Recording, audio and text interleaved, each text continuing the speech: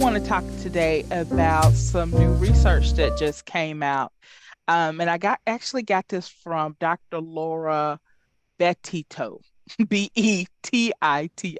So I'm hoping I'm pronouncing her name correctly with that. And just the idea that we don't know what we don't realize, I think, how often we are taking our cues from TV and media and thinking that it's the truth with that. Mm. Um, and so to borrow a past president's term, fake news it's out there and not realizing it. So I think there was a little truth to what he's saying. But anyway, before we jump into that, Jessica, how are you doing? Anything new and exciting going on in your life? New clients, new caseloads, and I'm loving it. So I'm doing wonderful. Yay. All right, Joe, for you, anything new and exciting going on? Yeah, it's been good, discovering new coffee Oh, without advertising. all right. That sounds good. And I think I got a like odd shadow on my what's going Yeah, Good on? it's one. slow, Yeah. but Yeah. all of Let's see if I can fix it. Okay, I'm having I don't know how to fix it. it's It's like just the gonna be sun. That's why I thought the sun was it's not up. even the sun. The sun is not even out. It is It's raining and hot cold. here. It I is told you it's And the gloomy cold, out it here. is so gloomy.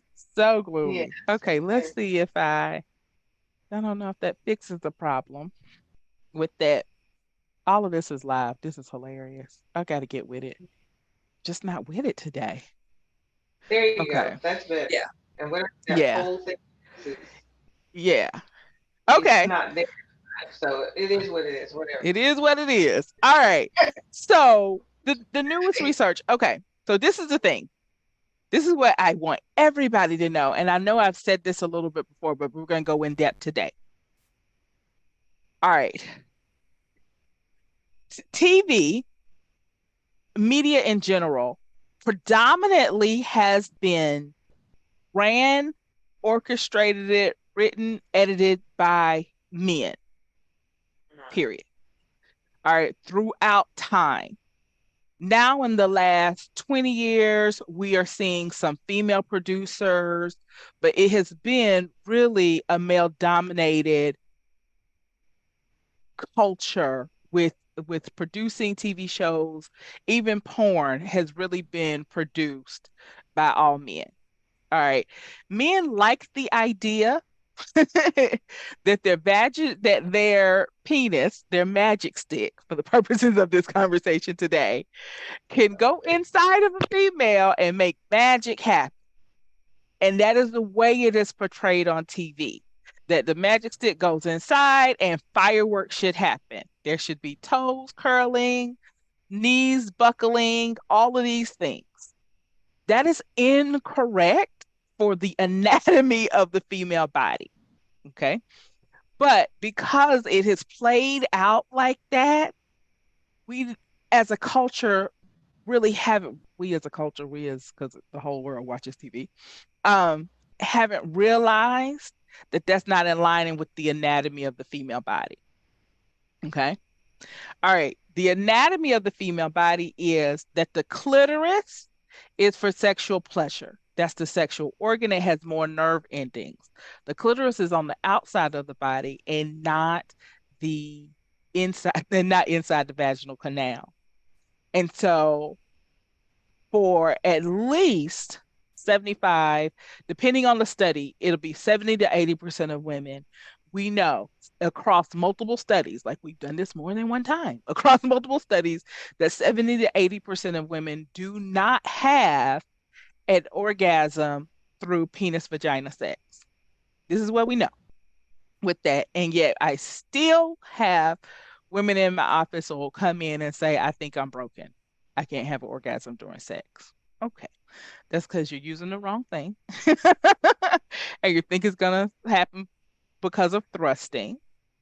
And that's just not the way it is. Now, the newest research that I just learned today, I just learned today, is that 20% of women who actually are having orgasms during intercourse is probably because they have a shorter distance between their clitoris and their vaginal canal. So they're getting more pressure and more vibration. So the newest research is showing actually that their orgasm is probably coming from the clitoris with that.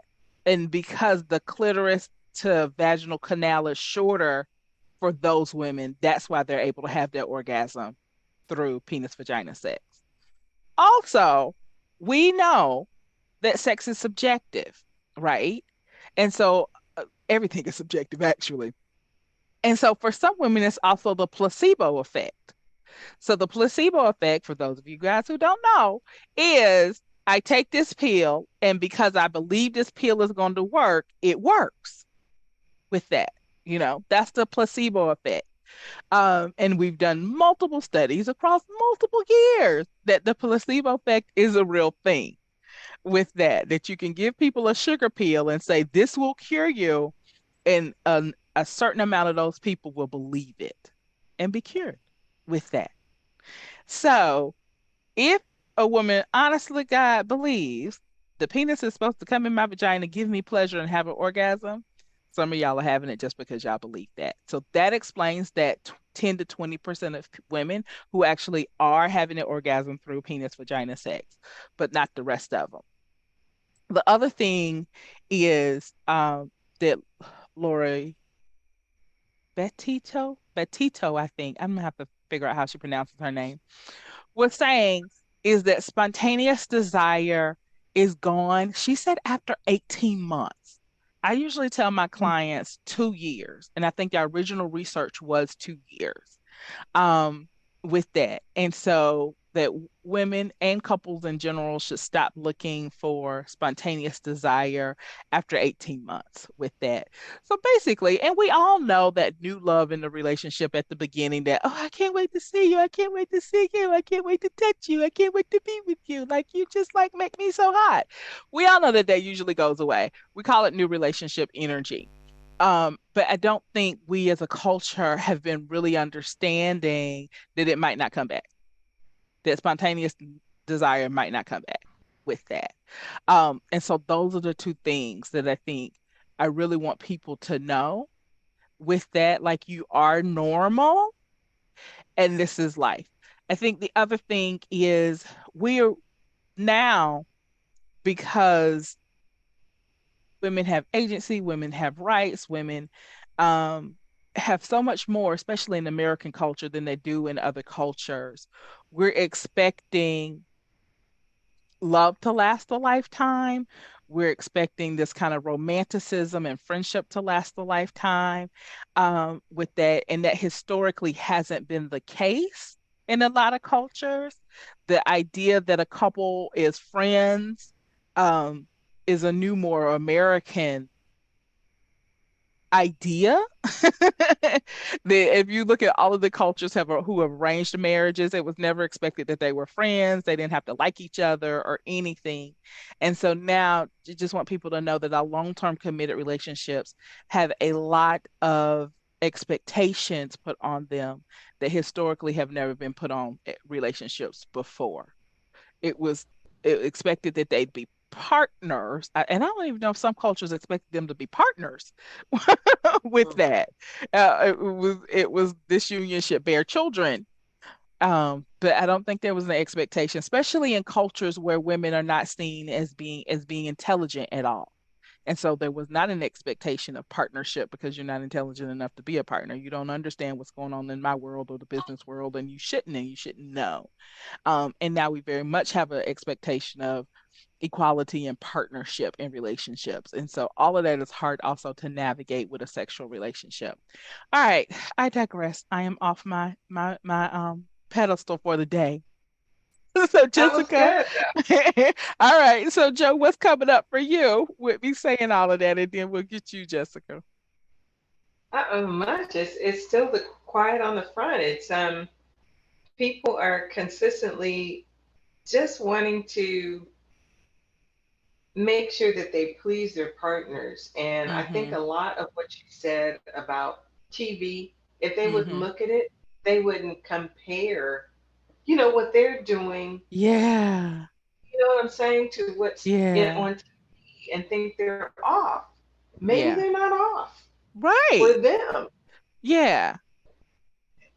So that's what I'm getting, the behind the scenes. That's Mm-hmm. what I'm getting, which leads them to therapy on the how. Yeah. They're doing everything, but Yeah. compared to what somebody's seeing, they're saying, well, you didn't do it right. Well, what's right? What's right? Yeah. Okay. For Yeah. them to what they're seeing and what they're hearing. Mm-hmm. One of the things was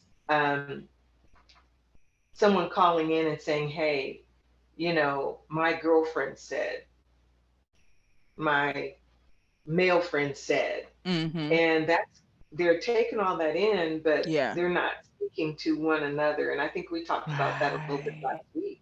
Yeah. It's comparing. Mm-hmm. Mm-hmm. Oh, what we ended on that last week, right? Comparison is a thief of joy. Yeah. And so It, it really it is. damage, yeah, Mm-hmm. in a relationship, it's It damaging. definitely So, is. mm-hmm, So, and mm-hmm. I'll say, and actually said this, I said this week. I literally have had pastors who've sat in my office and said something to the effect of, I hate how good we look because it's a Mm, lie. Once we go back in that house, she go upstairs, I go downstairs. Like we don't talk until we get back to church.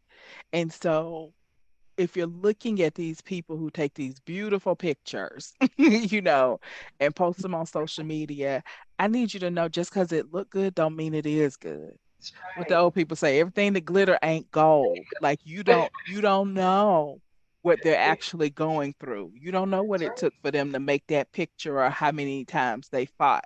My brother, and he wouldn't mind me sharing this with you. Him and his wife had some beautiful pictures where they were like in paradise. They were like under the waterfall, and I mean, they were looking like Black Ken and Barbie. And I was like, y'all are living the life. Like, oh my God, like it just didn't like tropical paradise, everything. And so because he's my brother, he was like, man, let me tell you, we had an 8 hour fight. Oh, He said before that, we had an 8 hour fight. It got so bad, I left the hotel and just was roaming around. He said, but we came back and said, we on vacation. It don't make sense. We'll have to figure it out when we get home. Let's enjoy the vacation. And yeah. so the next day they were in the waterfall. And so I just think that was a prime example of like you think they the richest of the rich, that they living their best life, that every moment is the honeymoon. You don't know that you don't really register. It probably took them 5 minutes to take them beautiful pictures. And it was an Yeah. 8 hour argument Yeah. that was And that's, before that with that. yeah, that's Um, it. I think one other thing, Joe, you touched on, and I want people to remember is there is no normal. Mm-mm. What we want our couples to strive for is what works for you and what works for you right now. Because what worked for you 20 years ago may not be working today. And what's That's working right. today probably won't be working 20 years from now. So, what works for you? What's good enough for this relationship to function, to be, for us both to feel loved and cherished with that? So, okay, Jessica Addison, I'm giving you the floor.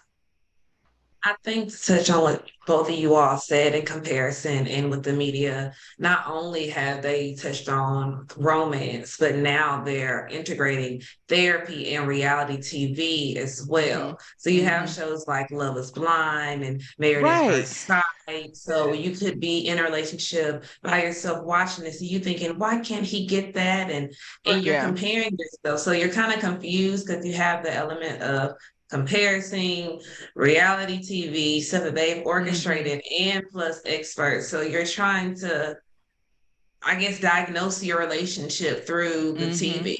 Mm-hmm. And you can't really do that at all. Right. You have to see what works for you. And a lot of, if you want to say successful couples that have been married for 30 or 40 years, you hear them say, there was a large part of our marriage where we didn't like each other at Mm-hmm. all. And Yeah. today, when we have that, we think it's automatically, you're not the right one for me because I'm supposed to be in bliss and cloud nine and living my best Right. life. everything. So there shouldn't be an area where we dislike each other. And if we're having this bump in the road, that means Hmm. I'm not for you, you're not for me. Hmm. And the best couples aren't Yeah. the ones who take the prettiest pictures. It's the ones who know how to fight, if you will. Right. To work Debate. through. Mhm. Oh, that's so good. Oh my God, that's so good. Only because it was recently um we were talking about somebody and they're starting, you can really start to see that they're making changes and shifts in their life and they're growing. And one of the things we said, we think they finally learned how to cry through, how to Mm, cry and still get it done, how to Mhm. cry and still do the work. Like with that. And so once you learn that, then I think the sky is the limit because that's grit, that's perseverance, um, consistency over time. And that's what's going to make a great relationship. And I think understanding that no, you're not going to be happy every day. And just mhm. because you're not happy every day doesn't mean we need to throw this relationship away with That's that. right. And so I love my job. I chose this job. If I had to do it again, I didn't do it the best way to get here. But if I had to do it all again to get here again, I would. I would. But then there are definitely some days where I could stay in bed all day long. Today is one of them. I could Yeah, curl up and get in my bed. Not that I don't love my work. It's just I'd right, rather stay in the bed all day today. It's raining. I could get me a book and a movie and be happy. Some hot right. tea. We're good. Like coffee, even better with that. And so understanding that dynamic of you can absolutely love your partner and maybe not like them this year, you know, Mhm. to understand, okay, we're going through a rough spot. And especially my couples out there that are really that sandwich generation. They got small kids and they're starting to look at elder care. They're also mid-career, where their career is taking a lot of time and energy. And I think because specifically, and there's a really popular social media person called Gary V. And he pointed it out because he was talking to this 25-year-old one time, and the 25 was like, "But I should have everything, and I should be a millionaire by now, and I should da da da da." And he was like, "No, you shouldn't. And who are you comparing yourself to?"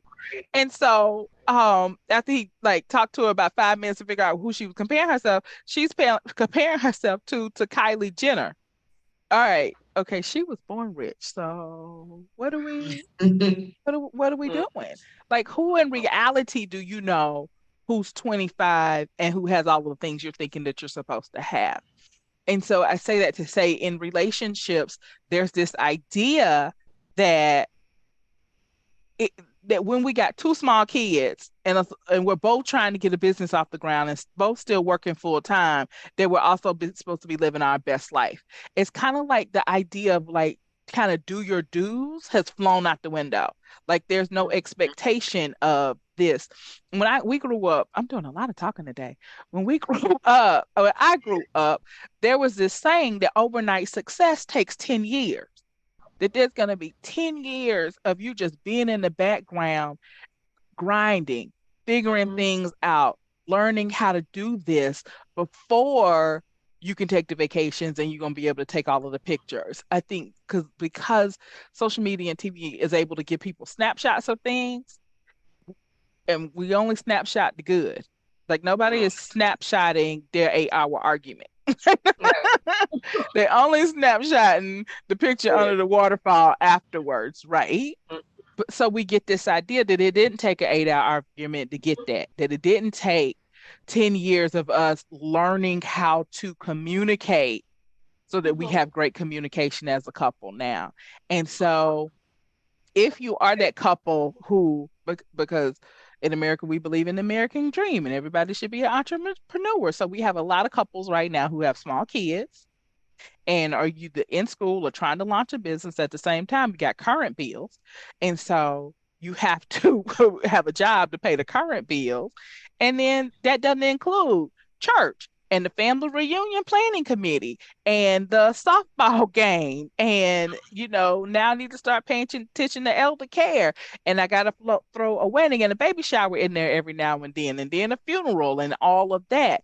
And so have that understanding for where you are in life and understand that something's going to take a hit with that. And sometimes it's going to be your sex life for a period of time.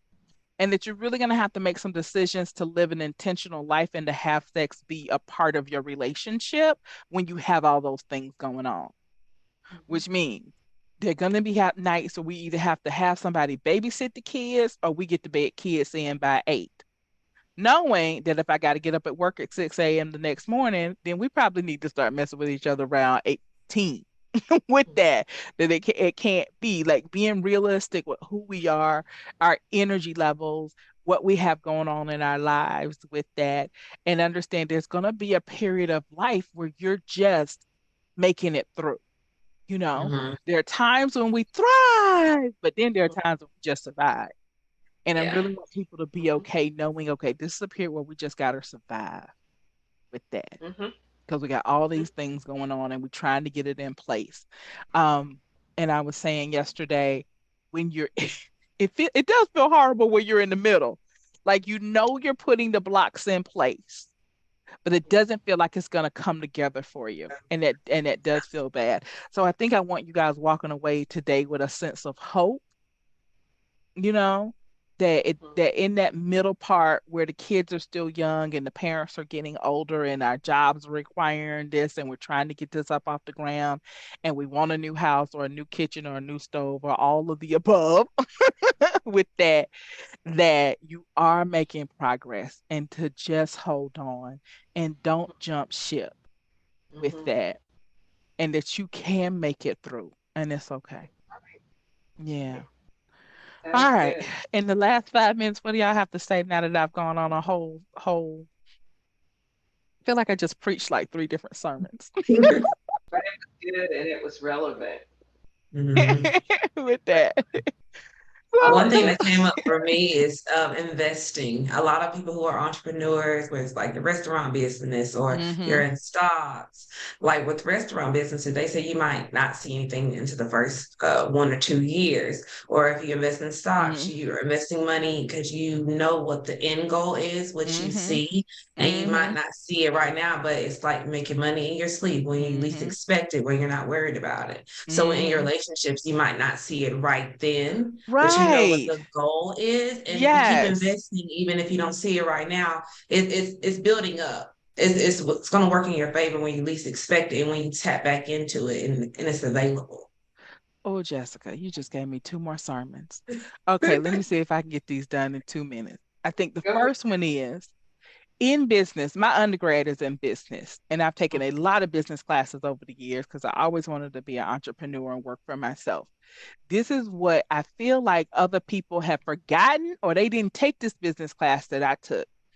But the expectation is that a business actually should take 5 to 7 years to make a Mm, profit or for you to see a profit. And that is usually because the first 1 to 3 years, you're just building your name, getting it out there, trying to get people to come eat your food, eat your product, try your product or whatnot.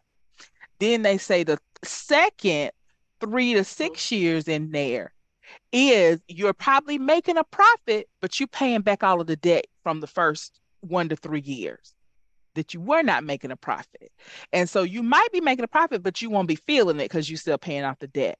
And so you really don't really start like feeling it and seeing it and growing until 5 to 7 years. That's the original expectation for business, which is why y'all see a lot of companies, a lot of businesses don't last more than a year because they didn't plan not to make a profit for 3 years. So if you have a solid business plan, especially if you're going to do a brick and mortar, you need to have enough income to cover you for 3 years. Because really, the conservative business model is we're not expecting you to really start paying that back or making enough money to pay that back until you've been there a while. Like you just Mm-hmm. got to be there a while. So that's sermon number one. Please take that and do it, put that, file that away wherever you need to. I think the other thing is, Jessica, and I can't remember what you said, but it gave me the idea of wax on, wax off, Mm-hmm. mm, wax on, wax off. And that was a Mhm. Karate Kid movie. And I should watch the new movie so I could get the updated whatever they were doing.